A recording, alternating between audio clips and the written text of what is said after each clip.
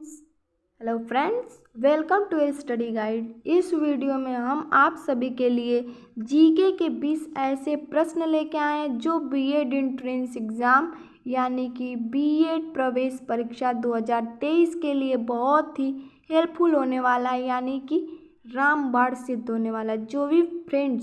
जो भी आपके कलीग्स, दोस्त, मित्र, भाई बहन बीएड एंट्रेंस एग्ज़ाम 2023 की तैयारी कर रहे हैं और परीक्षा देने वाले हैं, उनके साथ ये वीडियो अवश्य शेयर करें। आइए बिना देर के इस वीडियो को अंत तक देखते हैं और जानते हैं 20 प्रश्नों को हल सहित। प्रश्न नंबर 1, संविधान सभा का प्रथम अधिवेशन कहाँ किया गया था? तो ऑप्शन ए कहता है बम्बई में, option B Kolkata, option C Lahore, option D Delhi. यानी कि जो सबसे आपका करेक्ट आंसर जाएगा वो आपका दिल्ली, यानी डी ऑप्शन आपका सही है। तो भारत में संविधान सभा का प्रथम अधिवेशन दिल्ली में किया गया था और किस सन में किया गया था? तो 9 दिसंबर 1946। 9 दिसंबर 1946 को आपका संविधान सभा का प्रथम अधिवेशन किया गया था, यानी कि आपका प्रथम बैठक किया गया था। इसके जो अस्थायी सदस्य चुने गए थे वो थे सच्चिदानंद सिन्हा। किस स्थान से आरंभ हुआ था? तो दिल्ली में स्थित संसद भवन के काउंसिल चेंबर में स्थित पुस्तकालय भवन, जो संसद भवन है दिल्ली में, उसके अंदर काउंसिल चेंबर में एक पुस्तकालय भवन है, वहीं से इस सभा का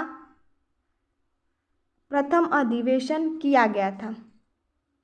इसके बाद भारत में वयस्क मताधिकार की उम्र सीमा क्या है? फर्स्ट ऑप्शन 18 वर्ष, सेकेंड ऑप्शन 20 वर्ष, थर्ड ऑप्शन 21 वर्ष और फोर्थ ऑप्शन आपका है 25 वर्ष, जिसमें आपका करेक्ट आंसर ऑप्शन नंबर ए है 18 वर्ष।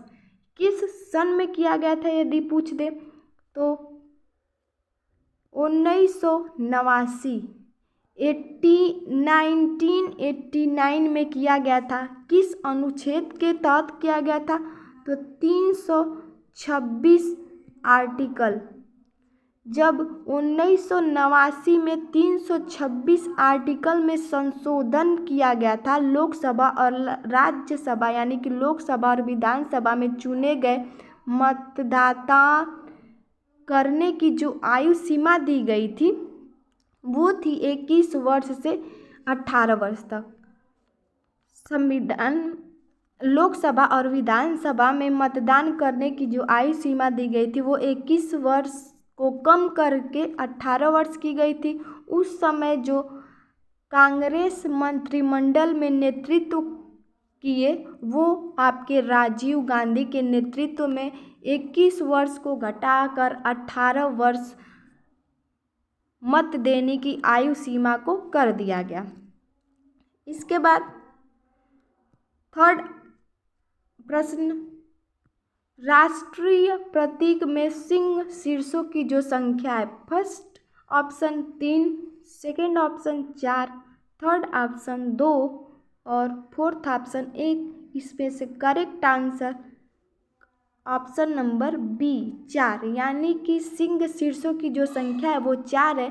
देखने में आपको 3 ही नजर आएंगे, लेकिन जब उसको आप सामने से देखेंगे तो उसमें आपको 4 शेर के शीर्ष दिखाई देंगे। यह जो चिन्ह है यह भारत का राष्ट्रीय प्रतीक भी माना जाता है और यह सारनाथ में स्थित अशोक चिन्ह, जो अशोक स्तंभ है, उसी से लिया गया था। कभी कभी ये पूछ देता है कि किस उपनिषद से लिया गया, तो ये मुंडकोपनिषद है।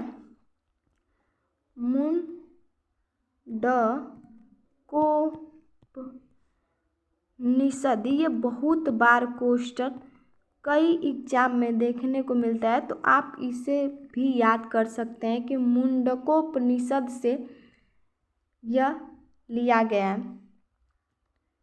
और जो इस पर सूत्र लिखे हुए, जो ये अशोक स्तंभ है, इस पर एक प्रकार का सूत्र लिखा गया, उसका नाम है सत्यमेव जयते। और सत्यमेव जयते ही मुंडक उपनिषद से लिया गया है, जो हिंदी के देवनागरी लिपि में अंकित है। इसके बाद हम आते हैं 4th प्रश्न पे, जो कि निम्नलिखित में से योजना आयोग किस संस्था है। जो योजना आयोग है वो किस प्रकार की संस्था है। संवैधानिक है, परामर्शदाता है, सहकारी संस्था है कि आपका उपरोक्त में से कोई नहीं। तो इसमें जो आपका करेक्ट आंसर हो जाएगा ये है परामर्शदाता। यह कोई अस्थाई संस्था नहीं है, यह केवल एक सलाहकारी है, सलाह करने वाली संस्था है, जिसके जो अध्यक्ष होते हैं वो प्रधानमंत्री और इस टाइम के नरेंद्र मोदी हैं हमारे। योजना आयोग यानी कि योजना आयोग को बदल के अब नीति आयोग कर दिया गया है, जिसके जो अध्यक्ष हैं वो हैं नरेंद्र दास मोदी। फिर प्रश्न, राष्ट्रीय विकास परिषद की स्थापना निम्नलिखित में से कब की गई थी। जो राष्ट्रीय विकास परिषद की स्थापना की गई थी वो आपका फर्स्ट ऑप्शन कह रहा है 1950 में, सेकेंड ऑप्शन 1951, थर्ड ऑप्शन 1952 और फोर्थ ऑप्शन यानी कि डी ऑप्शन आपका 1954। तो जो आपका करेक्ट आंसर जाएगा वो जाएगा ऑप्शन सी के साथ, यानी कि 1952 में राष्ट्रीय विकास परिषद की स्थापना की गई थी। इसके बाद हम आते हैं अपने 6 प्रश्न पे, जो कहता है वर्ष का सबसे लंबा दिन कौन सा है। किस दिन को सबसे लंबा दिन कहेंगे। तो पहला आपका 20 अप्रैल, सेकेंड बी कहता है 15 मई, ऑप्शन सी 21 जून और ऑप्शन डी 21 अगस्त। आपका जो करेक्ट आंसर हो जाएगा ऑप्शन सी, यानी कि 21 जून को सबसे लंबा दिन होता है। और कभी पूछता है सबसे छोटा दिन, यानी कि जो 22 दिसंबर होता है वो सबसे छोटा दिन होता है।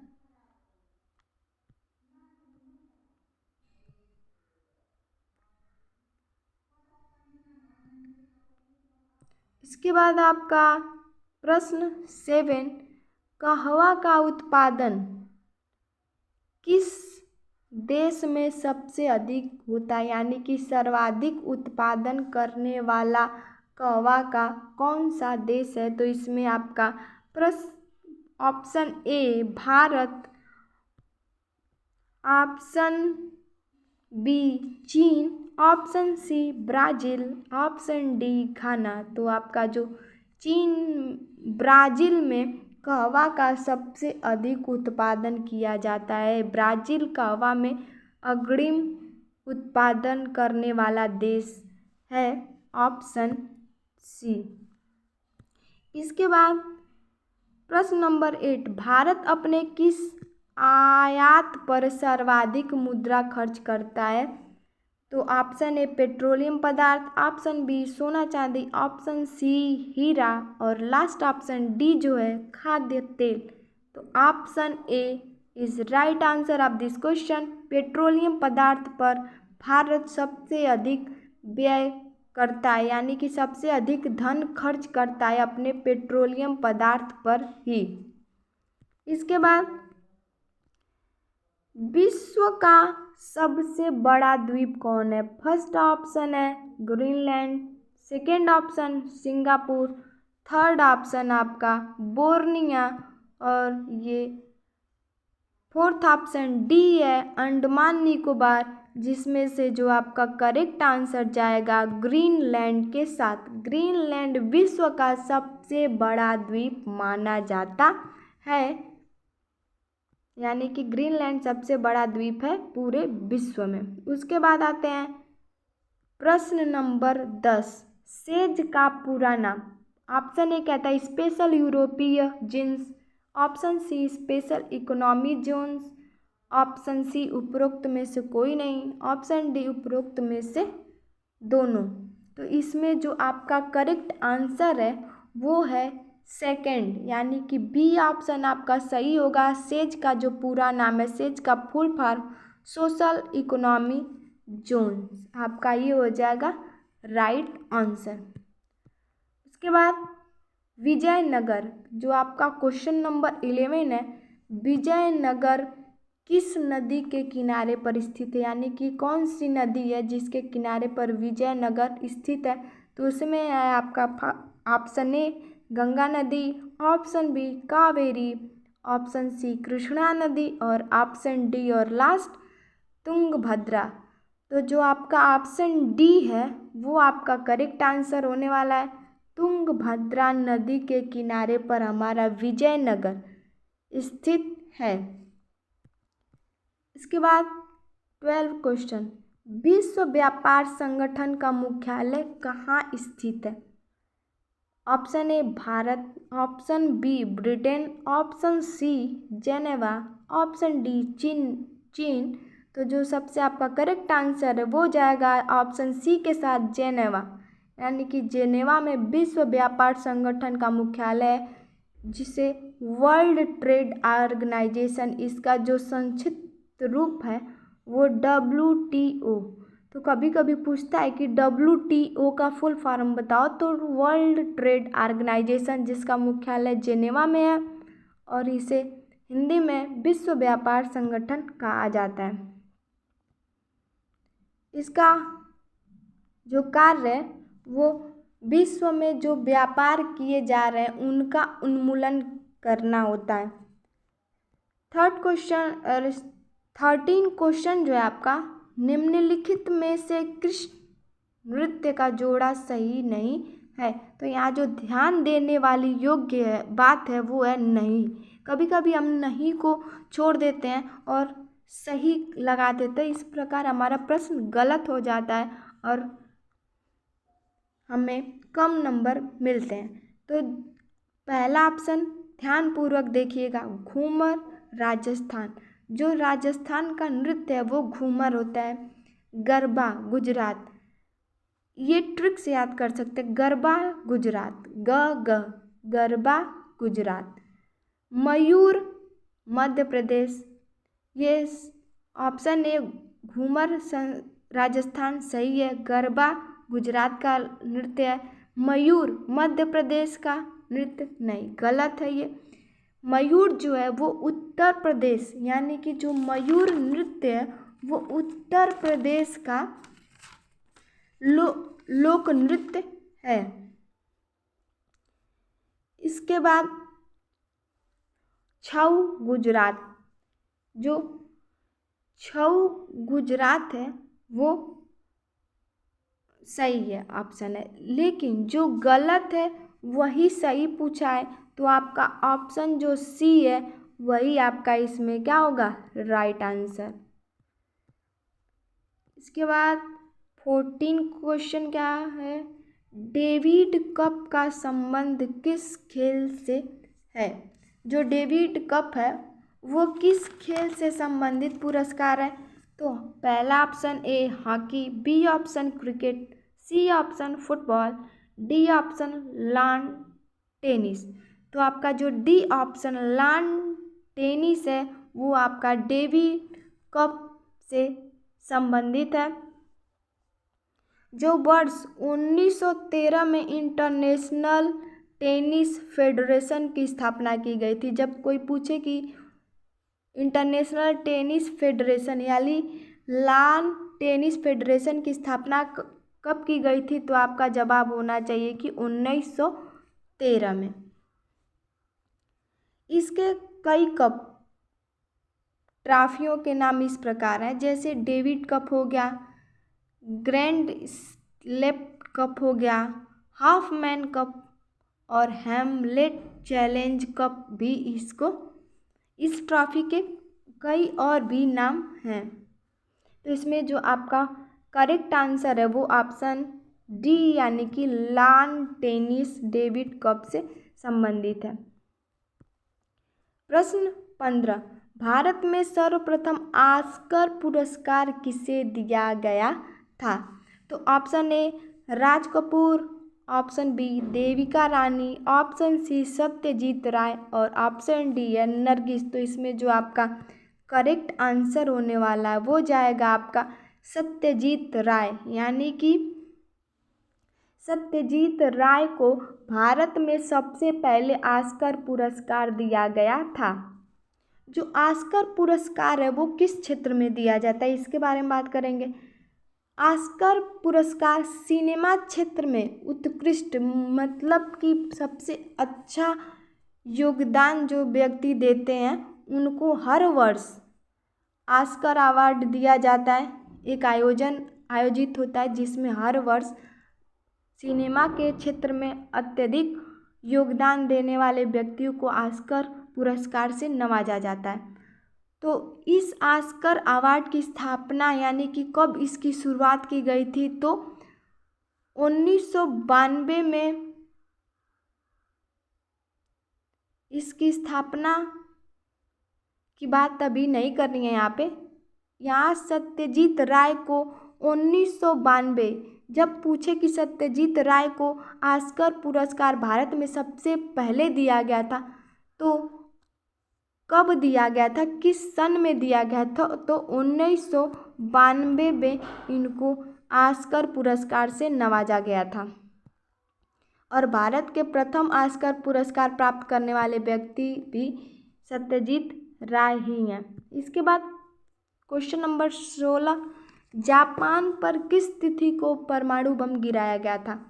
तो जिसमें आपका ऑप्शन दिया गया, ऑप्शन नंबर ए 6 अगस्त, ऑप्शन बी है 7 अगस्त, ऑप्शन सी 12 अगस्त, ऑप्शन डी आपका 10 अगस्त। जो इसमें आपका करेक्ट आंसर जाएगा वो जाएगा ऑप्शन ए, यानी कि 6 अगस्त को जापान पर परमाणु बम गिराया गया था। और यह किस लिए गिराया गया था, तो जो जापान है वो पर्ल हार्बर यानी कि अमेरिकी नौसेना पर आक्रमण किया था, जिसके लिए जो अमेरिकी लोग हैं वो परमाणु बम गिरा दिए थे जापान पर। जापान ने अमेरिका के नौसेना अड्डे पर आक्रमण किया तो अमेरिका ने 6 अगस्त 1945 को, यानी कि 6 अगस्त 1945 को जापान पर परमाणु बम गिरा गया था। और इस कभी कभी ये पूछ देता है कि इस बम का जो नाम है, तो इस बम का जो नाम है उसे हम लिटिल बॉय, यानी कि इस बम का जो नाम है उसे लिटिल बॉय के नाम से जाना जाता है। इसके बाद एक और आक्रमण किया गया था 9 अगस्त को पुनः जापान के ही किसी नगर यानी कि नागासाकी पर दूसरा आक्रमण भी किया गया था। तो दोनों तिथि आप याद करेंगे कि 6 अगस्त को जापान के हिरोशिमा नगर पर किया गया था और 9 अगस्त 1945 को जापान के नागासाकी पर आक्रमण किया गया था। इसके बाद 17 प्रश्न, निम्नलिखित में से किसका संबंध प्रत्यक्ष कर से नहीं है? यहाँ भी यह ध्यान देने वाली बात है कि नहीं प्रश्न किया गया, यानी कि नहीं प्रश्न किया गया।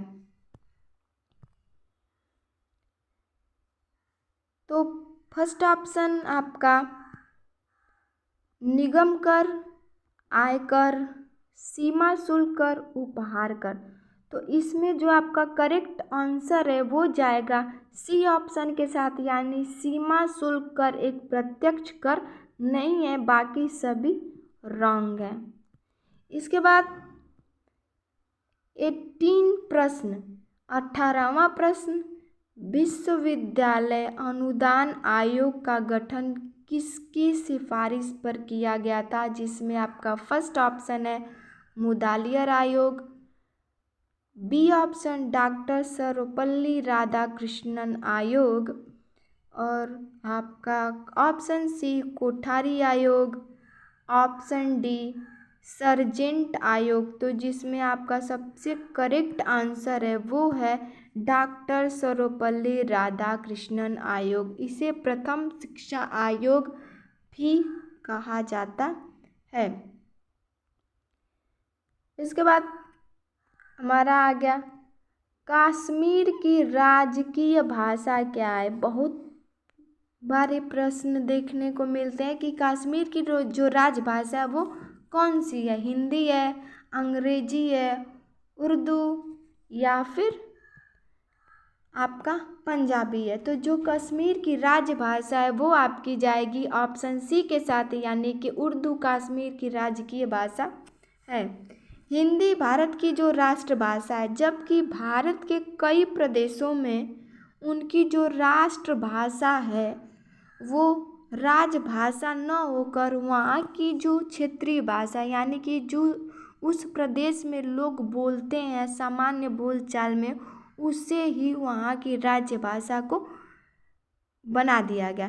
तो इस प्रकार जम्मू कश्मीर की जो राजभाषा है वो उर्दू है। इसके अतिरिक्त जम्मू कश्मीर में कश्मीरी, डोगरी, लद्दाखी और भी बोली जाती है।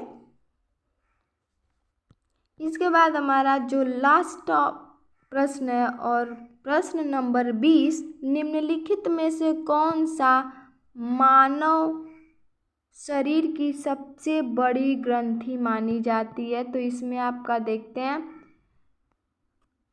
पहला ऑप्शन अमाशय, पक्वाशय, यकृत, और डी ऑप्शन उपरोक्त में से कोई नहीं। तो फटाफट आंसर आप दे सकते हैं क्योंकि यह बहुत ही नॉर्मल क्वेश्चन है। तो इसका जो करेक्ट आंसर होने वाला है वो जाएगा ऑप्शन सी, यानी कि यकृत आपकी मानव शरीर की सबसे बड़ी ग्रंथि, यानी कि largest gland of the human body is liver. Thanks for watching this video. यदि वीडियो अच्छी लगी तो लाइक करें, सब्सक्राइब करें और साथ में बेल आइकन भी प्रेस कर दें ताकि आगे आने वाली वीडियो की नोटिफिकेशन आप तक आसानी से पहुंच सके।